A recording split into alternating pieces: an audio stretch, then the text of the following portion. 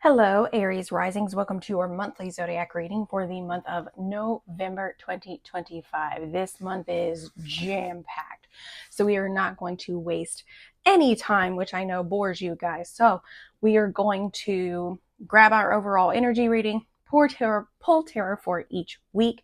We are then going to discuss those tarot meanings along with the astrological transits, and then we are going to grab some additional clarifying meanings through more cards and more oracle cards. So let's see what the overall energy is for Aries risings.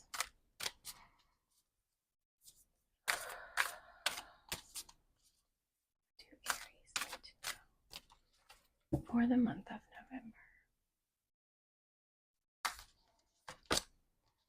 Focus on the positive. A couple other people have also gotten this. So I think it's probably, I want to say it's probably a big theme for all fire signs right now, considering that Mars and Mercury have been doing this dance back and forth between like Scorpio and now in Sagittarius, or they will be doing it in Sagittarius, and then they're going to do it back again. And kind of like when Mercury goes retrograde, he's going to cross Mars's energy, and then he's going to go back, and then he's going to go back. So it's kind of like doing this dance. And so I think that's why this is probably affecting you guys, and that it's just a consistent try to focus on the positive, right? Thank goodness I grabbed my headphones because my microphone just cut out. But let's get your tarot cards for the week ahead, or for the month ahead, excuse me.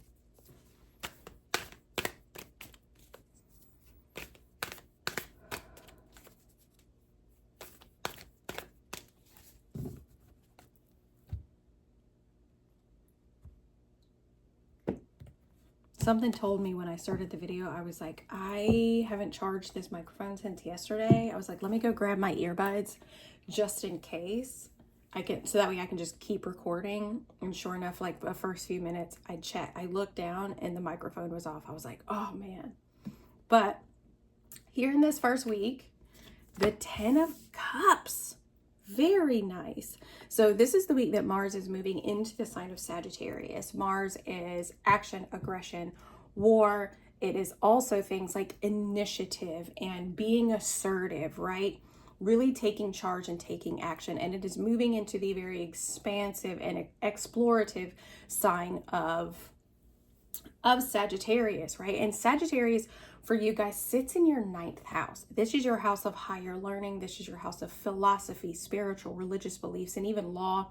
It is also like morals and ethics. It is also long distance travel and even experiencing the culture of others.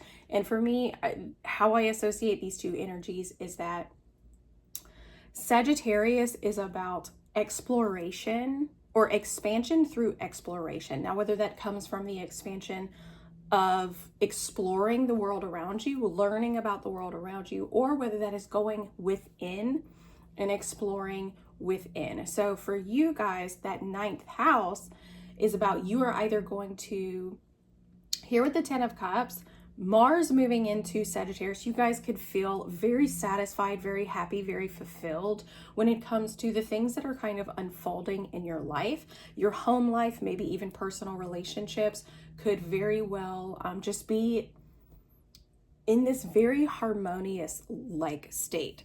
On the 5th, we have the full moon within the sign of Taurus. Full moons are a buildup of energy, and the light of the moon is illuminating things that we need to see, maybe things that aren't quite working out for us, things that are challenging, or things that we ultimately, that are no longer serving us and that we can ultimately let go of.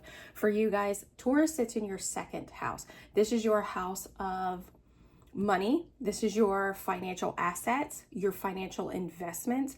This is also your house of self-worth and also the things that you value within your life. It's kind of that initiating stage of when we kind of establish what it is that we value. So for you guys, this full moon in Taurus could really be lighting up or illuminating really what brings you joy, what makes you feel fulfilled, right? What really is bringing through or ringing true when it comes to creativity, joy, love, happiness, and peace, right? It's kind of illuminating all of the things in your life that maybe you truly do value and revealing to you the things that really don't matter as much, okay? On the 6th, Venus is moving into the sign of Scorpio. Venus is not at home here. She is not at home. She's very bubbly and art and poetry and music and laughter and beauty and aesthetic, and she's now sitting in the depths of the underworld. Venus in Scorpio is essentially, I feel like, the epitome of the I want to say she's Greek. The Greek princess Persephone. Don't quote me on that. But she's literally Persephone, right? Persephone was this, she was a daughter, she was a princess, if I'm not mistaken, and she agreed to go live in the underworld, right? So that's kind of what Venus is in Scorpio. Like, she's not at home here, she's actually in her detriment. Venus is the planet of love, money, beauty, and value. And she's sitting in the very deep and intense sign of Scorpio. And for you guys, this is your 8th house. This is the house of transformation. This is the house of death and rebirth. This is the house of intimacy, shared resources. This is the house of sex. This is the house of the occult, right?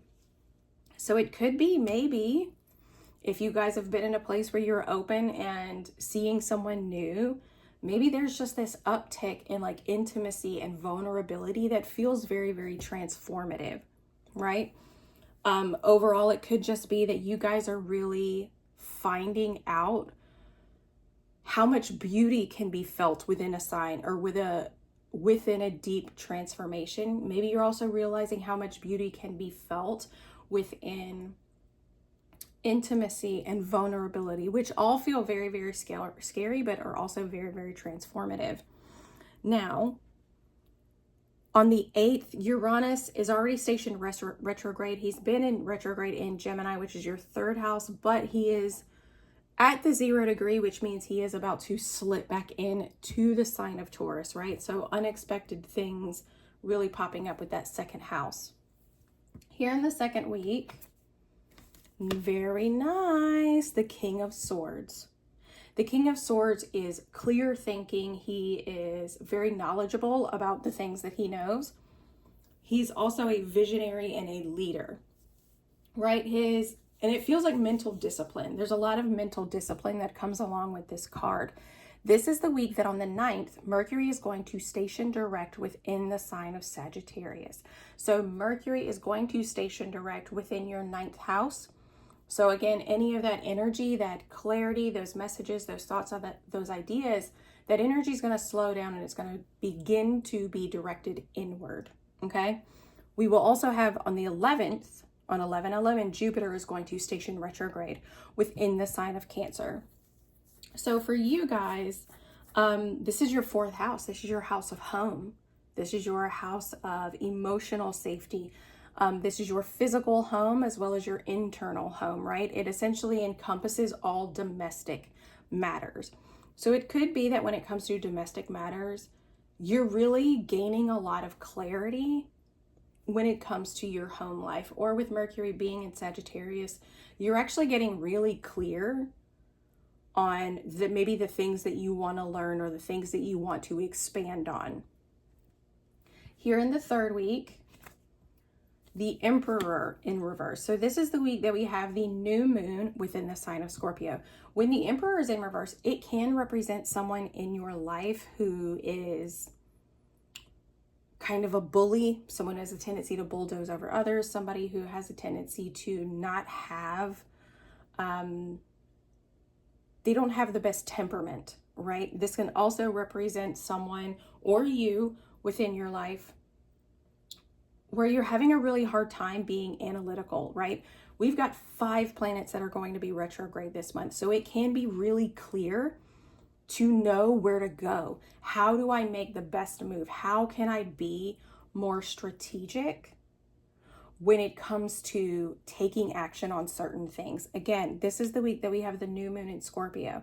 New moons are new opportunities to set intentions or to plant seeds that we want to see grow over the next 6 months, ideally 6 months. Some people look at it as the next 2 weeks until you get to the next lunation. But with the new moon in Scorpio and the Emperor in reverse, you want to really focus on power and control. Scorpio is traditionally ruled by Mars, which is represented here with this Aries energy. Mars is your traditional ruler as well, right? So there's a very present energy of Mars's energy being in its lower vibrational state here. So this is a lot about power and control through force, right? You can't force anything to happen. You can't force anything to manifest itself. You have to allow this energy to play out as it's going to. And that can be really, really challenging, especially when you're experiencing a new moon within the sign of Scorpio. So with this new moon, you may be seeing where you're being driven to try and have more control, when in reality, you may not need more control. You might just need to be more strategic, right? If we've got the right strategy, if we've got the right battle plan, we don't need more troops on the field. We just need to make sure these pieces are where exactly they need to be, and everything will play out exactly as it's meant to, right? We will also experience a Mercury Sun cazimi the same day as the new moon. So hopefully this is going to bring a lot of clarity. Again, Mercury will be retrograde, so that clarity is only going to come from within. It's not going to be an external source. That it's not going to be somebody sending an email. It's not going to be inspiration you see on social media. Because Mercury is retrograde within, no, at this point he's now retrograded back into the sign of Scorpio. So this Mercury Sun cazimi is happening within the sign of Scorpio, right? So this cazimi is happening in your 8th house. So this is your house of transformation. This is your house of intimacy, like I said, intimacy, vulnerability, shared resources. So this clarity is only going to come from within. It's not going to come from any sort of external source, like I said before. This is also when Sagittarius season begins. And with Mars still being within the sign of Sagittarius, it almost feels like this conflicting energy, because Mars is still he's still moving forward. He's still wanting to take action. I still want to expand and grow and do all of these things. But you've got Jupiter, Saturn, Neptune, Chiron, Mercury. You've got so many things that are retrograde. And the energy itself, cosmically, Mars is strong, but he's not that strong.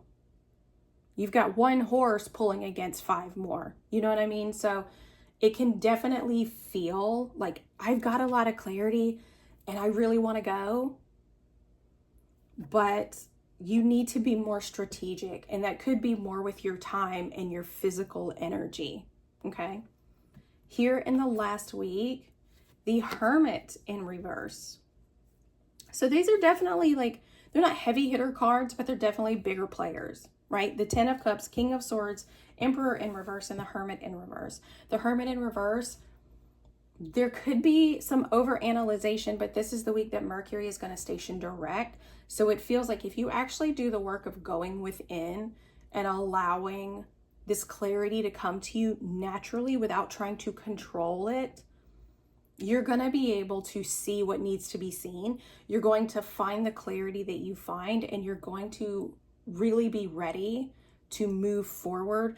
This is the week that Mercury stations direct. Not only does Mercury station direct on the 29th, but on the 28th, Saturn is also going to station direct. And Saturn moving direct, it is in Pisces, so this is your 12th house. This is your house of subconscious. This is your house of fears. This is your house of everything that is hidden away, right? So this is a time where you're kind of going through this profound kind of,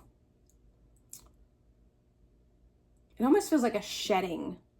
And that could be because all the Scorpio energy is present, but it's like you're shedding these layers and you're really stepping and transforming into something very different, right? You're ready to move forward with this new perspective, which is a really beautiful thing.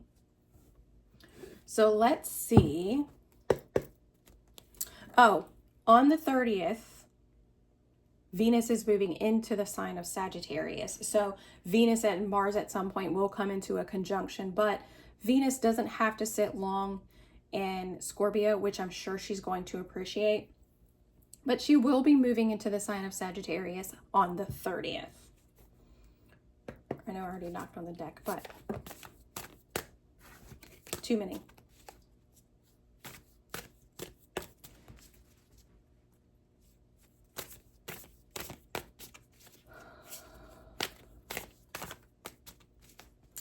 And this is a lot of masculine energy. And yes, we all have masculine energy within us. But with the King of Swords, the Emperor in reverse, and even the Hermit in reverse, this is a lot of masculine energy. And I feel like it's probably Mars playing a huge impact being in Sagittarius, specifically since we have new moon in Sagittarius. Okay, so even though if you feel this big drive, like I want to go after these things, I want to explore, I want to go on this adventure, I want to see something new, I want to experience something new, it may not be time for that yet, especially with all of this energy being retrograde. And so it can probably feel like you're spinning your wheels, like you've got all of this energy and nowhere to go. You're all dressed up nice and nowhere to go, right? But, and that might be why you're being guided to focus on the positive. Focus on the positive right now, because you could be gathering new ideas, making all of these moves, being more strategic, so that way when the energy is present and the energy is ready to move forward, you can hit the ground running, right? But your 8th and your 9th house, I think, are definitely going to be, they're the main focus for you for this month, your 8th and your 9th house.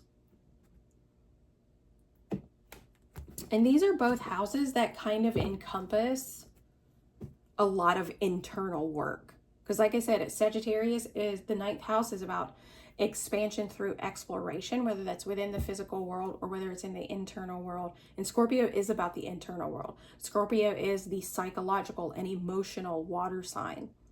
So this is all about going within and doing a lot of that self-reflective work. Here in the first week, the 10 of Cups, the 6 of Swords, and the 2 of Pentacles in reverse.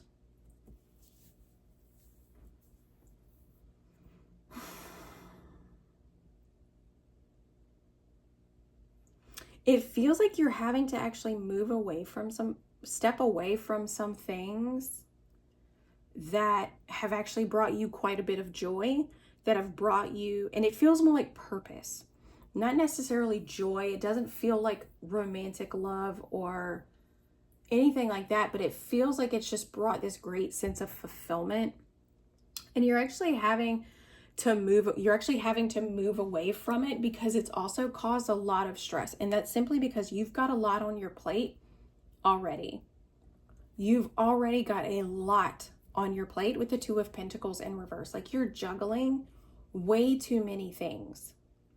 Way too many things. And so it could be that you're having to actually put something on the back burner that has actually felt quite fulfilling, or this is in order for you to actually feel that sense of fulfillment, that sense of peace, love, and joy and happiness, you need to step away from something. You need to really reevaluate for what feels the most fulfilling. You need to reevaluate what allows you to be more in that flow state. And you really need to reevaluate what your priorities are, right? And it may require you to move away from some things that you're either accustomed to doing, or it's just move away from something that, you know, it's just going to have to be put on the back burner for right now. Okay, this is going to be probably something within your physical world, something within the tangible world. This is going to be like career, family,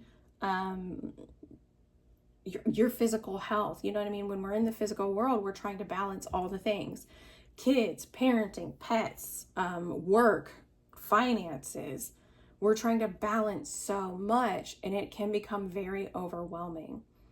So you can interpret this two ways, but I think some of you are going to have to step away from something and focus more on very practical responsibilities. And some of you are going to have to really have a hard conversation with yourself. I've been doing this one thing for so long, but it doesn't make me happy anymore. And I don't want to do it anymore. And I would rather focus on these things over here that are newer, that bring me a lot of fulfillment. You know what I mean? Because you're going to have to take some things off your plate.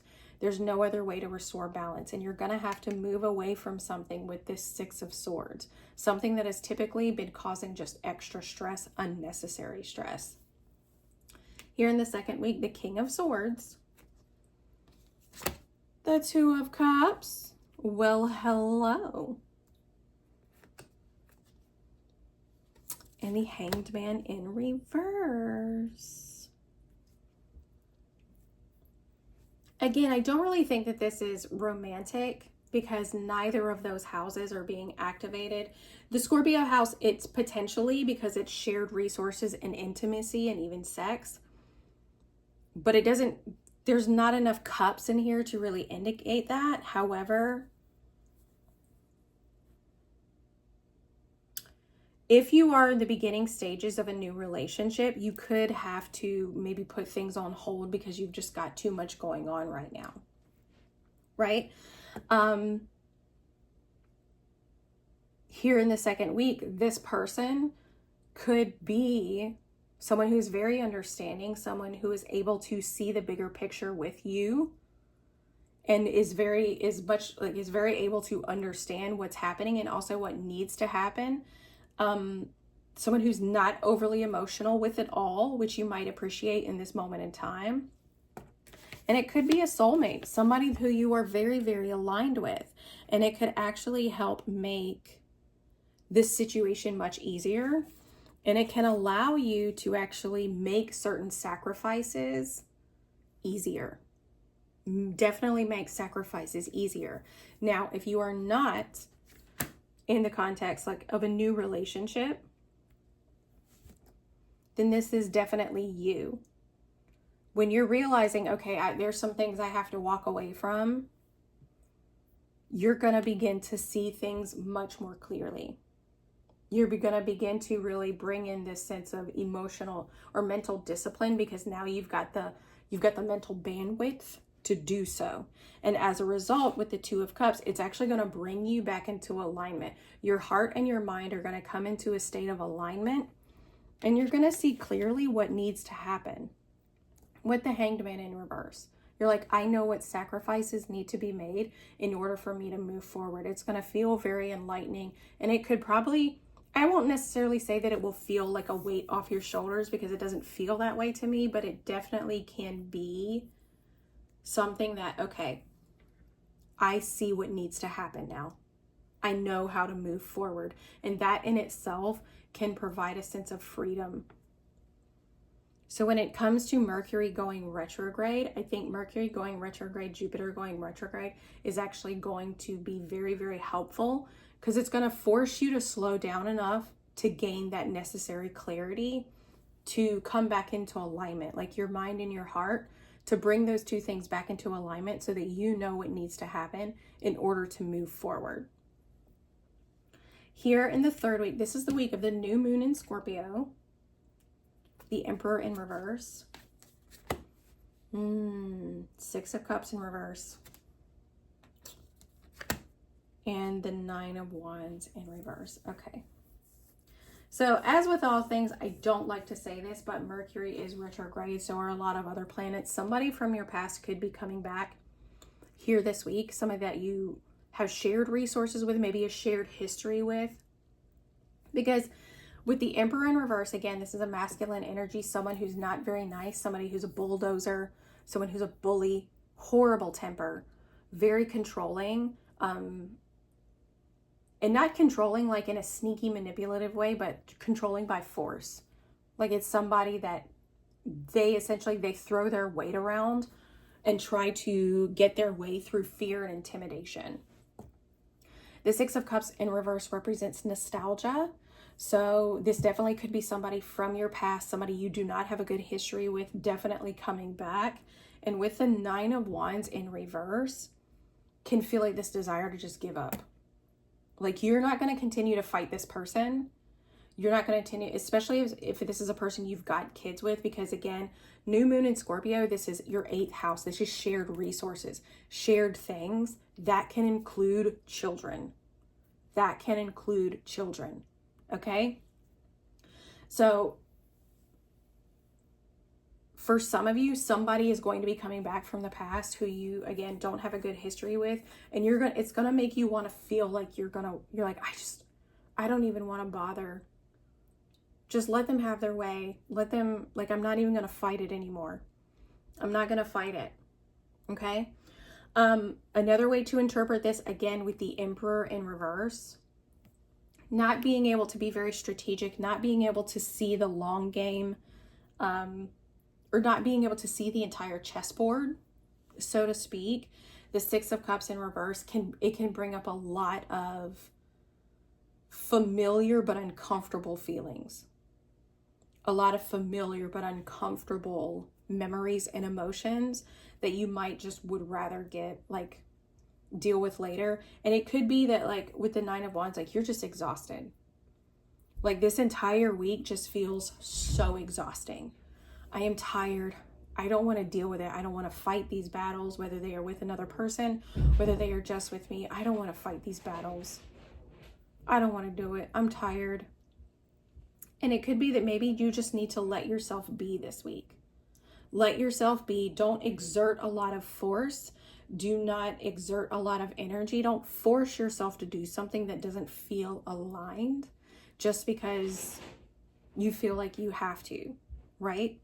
I think this week is definitely going to be the week for you to, like I said, do that self-reflective work, do that inner work, maybe focus more on that than anything else, okay? Here in the last week, we have the Hermit in reverse. The 7 of Cups, beautiful. So definitely a lot of clarity coming through here in the last week. Nice. And then the 10 of Swords. Then the 10 of Swords. Okay.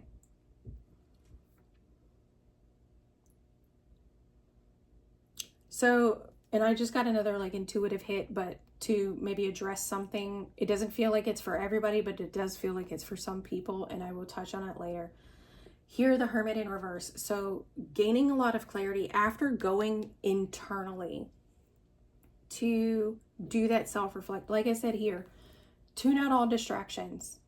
Just go within, be with yourself, and really just mull things over. Because here, after that, when Mercury is ready to go direct, it's going to allow you the clarity that you need to move forward, right? And again, here with the 7 of Cups, coming out of like this disillusionment, the fog is lifting. You see what really needs to be, you see what cups really need to be filled, and you are ready to walk away from anything that is just mentally creating. I just heard a story. It's like a repeating story or a repeating belief or a repeating narrative that keeps going on. But it's like you're finally putting that down. I'm walking away from this. Because this is you, Aries. We're focused a lot on identity. Right? I'm putting this down. I don't want to be this person. I'm not this person anymore. I'm not going to pretend anymore. It's almost like putting down the pretense, so to speak. But you're definitely finally ready to walk away from something mentally, whether that is anxiety, anguish, ruminating thoughts, past beliefs, pretenses, whatever the case is, you're ready to put it down and you are finally going to walk away. And actually with the Hermit and the 7 of Cups being there to make everything so clear, it feels like crisp. Like there's going to be no second guessing with this. There's going to be no wondering what if, is this the right decision? You're going to know, matter of fact. Like I said, it's like the clarity feels very crisp and it feels very sharp. So much to the point where you're like, This is what needs to happen. And you're just able to walk away, no regrets. Okay? Now, the intuitive hit that I had that I want to go back and address, some of you may be trying to juggle, and I don't want to say trying to juggle because it doesn't really feel that way, but some of you could have recently separated from a spouse. You could have recently separated from a spouse and you've recently started dating someone new, someone that you feel very aligned with, but you just feel like you're juggling you're juggling your past, but at the same time, you're also juggling your future. And you may choose to walk away from this newfound happiness because like you kind of just feel torn, and maybe you feel like it's not right. You're like, I can't commit to this right now while this is still looming over me. Okay. And like I said, this person actually shows themselves to be who they say they are. It's like kind of like you make this decision and they tell you that I understand. I get it. I support you in this. It may not be what I want, but I support you in this wholeheartedly. And then you realize, oh, you know what? I can sacrifice my past for this new happiness because this person is a soulmate. This person is aligned with me, and I can move forward knowing that with my whole heart. But of course, as soon as we do that, someone comes back from the past. The person you walked away from is going to come back from the past, and they are going to either try, like I said, try to intimidate you. They're going to try and bully you, or just trying to in some way get their way because they don't want you to be happy. Okay? But what you're going to have to do is that even if there was a sense of, well, what if I'm wrong with this person? You're going to know by this third week that you're not wrong. They're going to show you exactly who they are in this third week. And you're going to have even more clarity moving forward, right? That was just something that popped into my head. For some people, again, it's not going to fit for everybody, but it came up and I wanted to touch base on it. So because this is a collective, take what resonates. But let's see what additional oracle guidance we can find for you guys. Retreat. Run away. Run away. For those of you who got that reference, you're my people. But retreat. Go within. You know what I mean?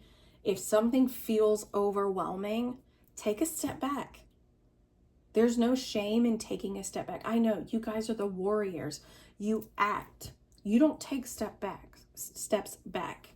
But maybe you should. I've always said this about Aries energy. Lower vibrational Aries energy is impulsive and it's reckless. And it just wants to act before having any sort of strategy. Whereas the seasoned Aries energy, that seasoned warrior, knows when to act and knows when to retreat. Okay? So this is definitely one of those seasons where you need to take a step back so that you can see things just a little bit clearer. Be patient. Oh, I'm sorry, you guys. That is not a word. That is not a word that Aries energy likes to hear, but here we are. Okay? You guys are going to have to be patient. All right? And if you can come into that state of being patient, if you can come into that state of surrender and acceptance for how things are going right now, it's going to give you this opportunity to come back into alignment and to actually move forward with this sense of enlightenment and clarity and new perspective. Here in the live life to the fullest. Interesting. I'm going to have to, because the Emperor in reverse, Six of Cups in the reverse, and the Knight of Wands in reverse, they are not cards that give me it's party time.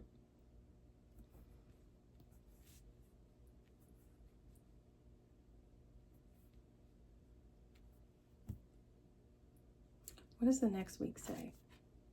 Make no judgments.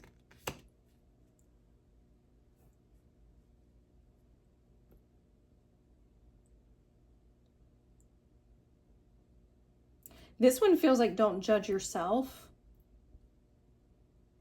Here when it says make no judgments about where you're going, don't assume you know where you're going. Don't assume that you know where that path is going to lead. Don't assume that, because you don't know. Period. So make no judgments about where you're going, and make no judgments about yourself. But live life to the fullest. It could be living life to the fullest in spite of this. It could be living life to the fullest in spite of this. Focus on the positive. Even though this energy is coming back, even though you may feel very, very exhausted, this may, if you are, again, if the romantic thing or the relationship thing or the person coming back, the spouse coming back, mean person coming back, isn't relating to you, but this is your energy and this is the week where you feel very, very exhausted and you feel like the new moon in Scorpio, you're like, I want to rest. I'm tired. I just don't want to, I don't have the energy to do anything.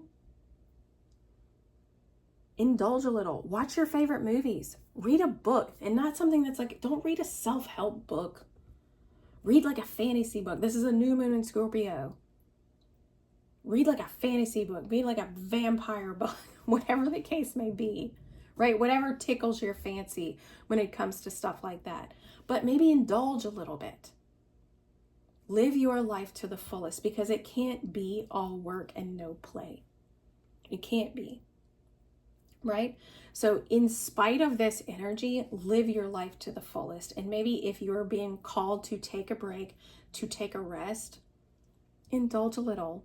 Watch a little TV, take a break, right? Because when you do that, when you trust, you're going to step back into that flow state. And again, clearly the energy is going to shift when Mercury goes direct, and you guys are you're going to be able to move forward with a lot more clarity, right? So I truly hope this helped. I hope you guys have an incredible month, and we will see you next time.